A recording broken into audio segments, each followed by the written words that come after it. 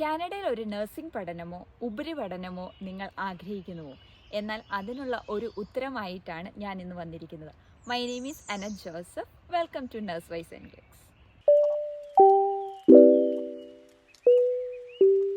അപ്പം നമുക്ക് ലോവസ്റ്റ് തൊട്ടുള്ള ഓരോ തരത്തിലുള്ള നഴ്സിംഗ് ഡിഗ്രീനെ കുറിച്ച് നമുക്ക് നോക്കാം. ഫസ്റ്റ് വേണം ഞാൻ പറയാൻ ഉദ്ദേശിക്കുന്നത് RPN ആണ്. RPN എന്ന് പറഞ്ഞിട്ടുണ്ടെങ്കിൽ രജിസ്റ്റേർഡ് പ്രാക്ടിക്കൽ നഴ്സാണ്. അപ്പം അതൊരു ഡിപ്ലോമ കോഴ്സാണ്.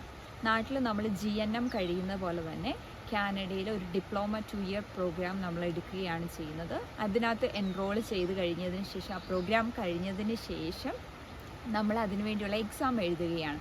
എക്സാമിൻ്റെ പേരാണ് CPNRE എന്നാണ് പറയുന്നത്. കനേഡിയൻ പ്രാക്ടിക്കൽ നഴ്സസ് രജിസ്ട്രേഷൻ എക്സാമാണ്. അപ്പോൾ ആ എക്സാം നമ്മൾ പാസ്സായതിന് ശേഷം നമ്മുടെ റെഗുലേറ്ററി ബോഡിയിൽ നമ്മൾ രജിസ്റ്റർ ചെയ്യുകയാണ്. കാരണം നമ്മൾ ശ്രദ്ധിക്കേണ്ട ഒരു കാര്യം എന്ന് പറയുന്നത്, ഓരോ പ്രൊവിൻസിനും അതിൻ്റേതായ റെഗുലേറ്ററി ബോഡീസ് ഉണ്ട്. അപ്പോൾ ഒണ്ടാരിയോൻ്റെ റെഗുലേറ്ററി ബോഡി എന്ന് പറയുന്നത് college of nurses of Ontario ആണ്. അപ്പോൾ ആ റെഗുലേറ്ററി ബോഡിയിൽ നമ്മുടെ രജിസ്ട്രേഷൻ നമ്മൾ രജിസ്റ്റർ ചെയ്ത് നമുക്ക് ലൈസൻസ് കിട്ടി നമുക്ക് വർക്ക് ചെയ്യാവുന്നതാണ് ആസ് എൻ RPN. അപ്പോൾ ഞാൻ സെക്കൻഡ് പറയാൻ ഉദ്ദേശിക്കുന്നത് RN പ്രോഗ്രാമാണ്. അപ്പോൾ RN എന്ന് പറഞ്ഞാൽ നമുക്ക് എല്ലാവർക്കും അറിയാവുന്ന പോലെ രജിസ്റ്റേർഡ് നഴ്സ് എന്നാണ്. അപ്പം RPNേക്കാളും കുറച്ചും കൂടെ ഹൈ ലെവലാണ് രജിസ്റ്റേർഡ് നഴ്സിൻ്റെ. അപ്പോൾ കാരണം RPN കേസസിൽ നമുക്ക് ചില ആക്റ്റുകൾ അല്ലെങ്കിൽ ചില പ്രൊസീജിയേഴ്സൊക്കെ നമ്മൾ കൺട്രോൾഡാണ്, നമുക്ക് ചെയ്യാൻ സാധ്യമല്ല. പക്ഷേ വേറെ RNമാർക്കാണെങ്കിൽ ആ കുറച്ചും കൂടെ പ്രൊസീജിയേഴ്സ് വൈസിലാണെങ്കിലും കുറച്ചും കൂടെ അവർക്ക് നഴ്സിംഗ് പ്രാക്ടീസ് ചെയ്യുന്നതിൽ സ്കോപ്പ് ഓഫ് പ്രാക്ടീസ് കുറച്ചും കൂടെ ഹൈ ലെവലാണ്. അപ്പം RN പ്രോഗ്രാം എന്ന് പറയുന്നത് നമ്മൾ നാട്ടിൽ നമ്മൾ BSc കഴിയുന്ന പോലെ തന്നെ ഇവിടെ 4 ഇയർ പ്രോഗ്രാമാണ്. അപ്പം RN കോഴ്സസിൻ്റെ കൂടുതലായിട്ടും ഈ 4 ഇയർ പ്രോഗ്രാം ഉണ്ടായിരിക്കുന്ന യൂണിവേഴ്സിറ്റികളാണ്. പക്ഷേ RPN കോഴ്സസും കൂടുതലും നമുക്ക് ഈ ഡിപ്ലോമ പ്രോഗ്രാം നമ്മൾ കാണുന്നത് കോളേജസുകളിലാണ്. അപ്പം നമുക്ക് നാട്ടിൽ പഠിക്കുന്ന പോലെ തന്നെ നമ്മളെ എല്ലാ തരത്തിലുള്ള 4 ഇയറിലുള്ള കോഴ്സസ് നമ്മൾ കംപ്ലീറ്റ് ചെയ്തതിന് ശേഷം നമുക്ക് ഇത്ര ക്ലിനിക്കൽ അവേഴ്സ് കംപ്ലീറ്റ് ചെയ്യാനുണ്ട്. അപ്പോൾ അത്രയും ക്ലിനിക്കൽ അവേഴ്സ് നെറ്റായി. അതുപോലെ നമുക്ക് ഇൻറ്റേൺഷിപ്പ് ഉണ്ടാവും. ഇൻറ്റേൺഷിപ്പ് എല്ലാം നമ്മൾ കംപ്ലീറ്റ് ആയതിന് ശേഷം നമുക്കതിൻ്റെ എക്സാമാണ് NCLEX RN. അപ്പോൾ ആ NCLEX RN എക്സാം പാസ്സായതിന് ശേഷമാണ് നമ്മൾ അതായത് റെഗുലേറ്ററി ബോഡിയിൽ രജിസ്ട്രേഷൻ ചെയ്ത്, അതായത് ഈച്ച് പ്രൊവിൻസിനും നേരത്തെ ഞാൻ പറഞ്ഞ പോലെ തന്നെ ആ പ്രൊവിൻസിൻ്റേതായ റെഗുലേറ്ററി ബോഡീസാണ്. അപ്പം ഒണ്ടാരിയോയിലുള്ള റെഗുലേറ്ററി ബോഡിയല്ല ആൽബർട്ടയിലുള്ളത്. അപ്പം ആ പ്രൊവിൻസിൽ അതായത് റെഗുലേറ്ററി ബോഡിയിൽ നമ്മൾ രജിസ്ട്രേഷൻ ചെയ്ത് കഴിയുമ്പോൾ നമുക്ക് ലൈസൻസ് കിട്ടുന്നതാണ്. അങ്ങനെ നമ്മൾ രജിസ്റ്റേർഡ് നഴ്സായിട്ട് പല സെറ്റിങ്സിൽ നമുക്ക് വർക്ക് ചെയ്യാം. ക്ലിനിക്കലിൽ വർക്ക് ചെയ്യാം, അല്ലെങ്കിൽ ലോങ് ടേം കെയറിൽ വർക്ക് ചെയ്യാം, റിട്ടയർമെൻറ്റിൽ വർക്ക് ചെയ്യാം, ഹോസ്പിറ്റൽ സെറ്റിങ്സിൽ വർക്ക് ചെയ്യാം, കമ്മ്യൂണിറ്റി നഴ്സായിട്ട് വർക്ക് ചെയ്യാം, അല്ലെങ്കിൽ നമുക്ക് ട്രാവൽ നഴ്സായിട്ട് വർക്ക് ചെയ്യാം. അപ്പോൾ അങ്ങനെ പല കാറ്റഗറിയിലും നമ്മുടെ ഇഷ്ടം അനുസരിച്ച് നമുക്ക് വർക്ക് ചെയ്യാവുന്നതാണ്. അടുത്തത് ഞാൻ പറയാൻ ഉദ്ദേശിക്കുന്നത് NPs ആണ്. NPs എന്ന് പറഞ്ഞാൽ നഴ്സ് പ്രാക്ടീഷണേഴ്സാണ്. അപ്പോൾ നഴ്സ് പ്രാക്ടീഷണർ ആകാൻ വേണ്ടി നമുക്ക് കുറച്ചും കൂടെ അഡ്വാൻസ്ഡ് ആയിട്ടുള്ള എഡ്യൂക്കേഷൻ, അതായത് RNേക്കാളും അഡ്വാൻസ്ഡ് ആയിട്ടുള്ള എഡ്യൂക്കേഷൻ ആസ് വെൽ എസ് നമുക്ക് വേണ്ടത് കുറച്ചും കൂടെ പ്രാക്ടീസാണ്. അപ്പം നമ്മളൊരു രജിസ്റ്റേർഡ് ആയിട്ടുള്ള നേഴ്സ് ആയതിന് ശേഷം നമുക്ക് ഐദർ മിനിമം ഒരു 2 ഇയർ, ടിപ്പിക്കലി പറയുന്നത് ഒരു 2 ഇയർ എക്സ്പീരിയൻസ് എങ്കിലും ക്ലിനിക്കലി നമുക്കുണ്ടായിരിക്കണം. അത് കഴിഞ്ഞിട്ട് MSN പ്രോഗ്രാമോ, MS എന്ന് പറഞ്ഞിട്ടുണ്ടെങ്കിൽ മാസ്റ്റേഴ്സാണ്. മാസ്റ്റേഴ്സിൻ്റെ പ്രോഗ്രാമോ അല്ലെങ്കിൽ നഴ്സ് പ്രാക്ടീഷണറിൻ്റെ പ്രോഗ്രാമോ ഉണ്ട്. അപ്പോൾ അത് നമ്മളെടുത്ത് അതിന് കുറച്ച് ക്ലിനിക്കൽ അവേഴ്സ് നമ്മൾ മെറ്റാക്കാനുണ്ട് ആസ് എ റിക്വയർമെൻ്റ് ആയിട്ട്. അത് നമ്മൾ മെറ്റായതിന് ശേഷം നമുക്കതിൻ്റെ എക്സാം ഉണ്ട്, അതായത് നഴ്സ് പ്രാക്ടീഷണറിൻ്റെ എക്സാം ഉണ്ട്. വൺസ് നമ്മൾ ആ എക്സാം പാസ്സായതിന് ശേഷം നേരത്തെ നമ്മൾ പറയുന്ന പോലെ അതായത് പ്രൊവിൻസിൻ്റെ റെഗുലേറ്ററി ബോഡിയിൽ നമ്മൾ രജിസ്ട്രേഷൻ ചെയ്ത് നമുക്ക് ലൈസൻസ് കിട്ടുകയാണ് ചെയ്യുന്നത്.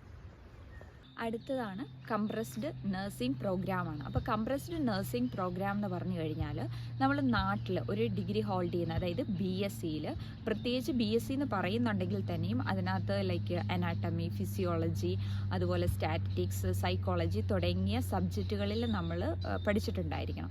അപ്പം ഇങ്ങനത്തെ സബ്ജക്റ്റുകളെല്ലാം പഠിച്ച് ഒരു ഡിഗ്രി BSc ഡിഗ്രി ഹോൾഡർ ആണെങ്കിൽ ഇവിടെ വരുമ്പോൾ നമുക്ക് ഈ പറയുന്ന കംപ്രസ്ഡ് BSN പ്രോഗ്രാം എടുക്കാം. അപ്പം നമ്മൾ BSN പ്രോഗ്രാം എന്ന് പറഞ്ഞാൽ നേരത്തെ നമ്മൾ കണ്ടിരുന്നു 4 ഇയേഴ്സ് ഓഫ് BSc നഴ്സിംഗ് ആണ്. അപ്പോൾ ഈ 4 years of BSc nursing compressed BSN programme ആയിട്ടാണ് നമ്മൾ പഠിക്കുന്നത്. കംപ്രസ്ഡ് എന്ന് പറയുമ്പോൾ തന്നെ ആ വാക്കിൽ തന്നെ അതുണ്ട്, കംപ്രസീവാണ്. അതായത് ഈ 4 ഇയേഴ്സിൻ്റെ ഈ പറയുന്ന ഇത്രയും നമ്മൾ പഠിക്കേണ്ടതായിട്ടുള്ള കാര്യങ്ങളെല്ലാം കംപ്രസ് ചെയ്ത് ഇൻറ്റൻസീവായിട്ട് 2 ഇയർ പ്രോഗ്രാം, ഏകദേശം ഒരു 2 ഇയേഴ്സോളം എടുക്കും അത്.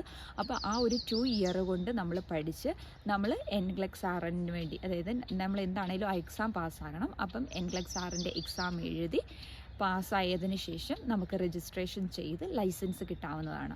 അപ്പം നഴ്സിംഗ്, അതായത് BSc ഡിഗ്രി ഹോൾഡ് ചെയ്യുന്ന ഒരാൾക്ക് ഈ പറയുന്ന വെറും 2 ഇയർ പ്രോഗ്രാം കൊണ്ട് തന്നെ നഴ്സിംഗ് നഴ്സായിട്ട് വർക്ക് ചെയ്യാവുന്നതാണ് കാനഡയിൽ.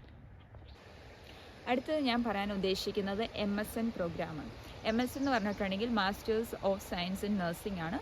നാട്ടിൽ നമ്മൾ MSc നഴ്സിംഗ് ചെയ്യുന്ന പോലെ തന്നെയാണ് ഇവിടുത്തെ MSN പ്രോഗ്രാം എന്ന് പറയുന്നത്.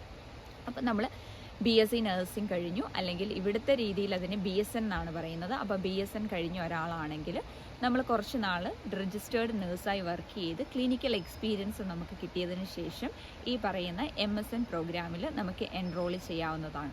അപ്പം നമ്മൾ വൺസ് ഈ പ്രോഗ്രാം നമ്മൾ നാട്ടിൽ പഠിക്കുന്ന പോലെ തന്നെ MSc ചെയ്യുകയാണ് ചെയ്യുന്നത്. അപ്പം നമ്മൾ ഈ പ്രോഗ്രാമിൽ എൻറോൾ ചെയ്യുമ്പോൾ തീർച്ചയായിട്ടും നമ്മളൊരു ഡിപ്പാർട്ട്മെൻറ്റിൽ നമ്മൾ സ്പെഷ്യലൈസേഷൻ ചെയ്യുകയാണ്. അപ്പം നമുക്ക് മെൻ്റൽ ഹെൽത്ത് നഴ്സിംഗ് വേണോ, അല്ലെങ്കിൽ നമുക്ക് പീഡിയാട്രിക് വേണോ, അല്ലെങ്കിൽ ഗൈനക്കോളജി റിലേറ്റഡ് ആയിട്ട് വേണോ, അങ്ങനെ ഏത് ഡിപ്പാർട്ട്മെൻറ്റിലാണ് നമുക്ക് സ്പെഷ്യലൈസേഷൻ ചെയ്യേണ്ടത് ആ ഒരു ഡിപ്പാർട്ട്മെൻറ്റ് എടുത്ത് നമ്മൾ MSN പ്രോഗ്രാമിൽ എൻറോൾ ചെയ്യുകയാണ്.